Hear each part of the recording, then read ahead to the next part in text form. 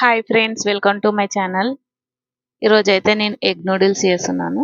మా పిల్లలు అడిగిరని ఫస్ట్ అయితే ఒక గిన్నె తీసుకొని అందులో ఒక 4 పీసుల నూడిల్స్ వేసుకోవాలి.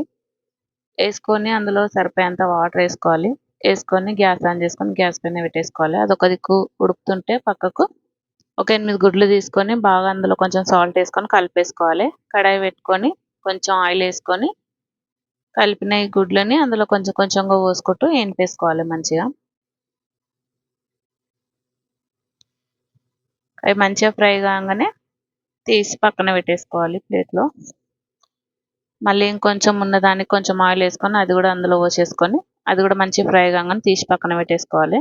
అదే కడాయిలో కొంచెం ఆయిల్ వేసుకొని కట్ చేసి పెట్టుకున్న క్యారెట్, క్యాప్సికమ్, పచ్చిమిర్చి ఫస్ట్ పచ్చిమిర్చి వేసుకొని అది కొంచెం వేగంగానే అందులో కొంచెం ఆనియన్స్ వేసేసుకోవాలి. అది మంచిగా వేగంగానే ఆనియన్స్ వేసుకోగానే వెంటనే క్యారెట్, క్యాప్సికమ్ వేసేసుకోవాలి. అవి కూడా బాగా ఫ్రై కావాలి మంచిగా. ఇక్కడ నూడిల్స్ ఉడికిపోయింది, తీసేస్తున్నాను. ఇంకా తీసేసి అందులో కొన్ని చల్లీలు పోసేసుకోవాలి. ఇక్కడ ఇది ఫ్రై అయింది. అందులో కొంచెం పసుపు, కొంచెం అల్లం పేస్ట్ వేసుకోవాలి. వేసుకొని ఇది ఫ్రై కాగానే అందులో పెట్టిన నూడిల్స్ వేసేసేయాలి. నూడిల్స్ వేసి అవి బాగా కలపాలి మంచిగా. మంచిగా కలిసేటట్టు కలిపేసుకొని అందులోకి ఒక 2 స్పూన్ల కారము, 1 స్పూన్ సాల్ట్ వేసుకోవాలి. వేసుకొని అది కూడా బాగా కలిసేటట్టు కలిపేసుకోవాలి.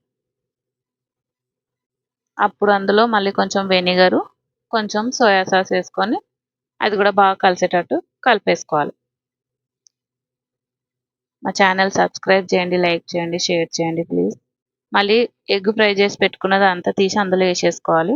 అది కూడా మంచిగా ఫ్రై కాగానే అప్పుడు అందులో కొంచెం గరం మసాలా, కొంచెం చికెన్ మసాలా, కొంచెం సోయా సాస్ వేసుకొని అది కూడా బాగా కలిసేటట్టు కలిపేసుకోవాలి. అంతేనండి, నూడిల్స్ అయ్యింది.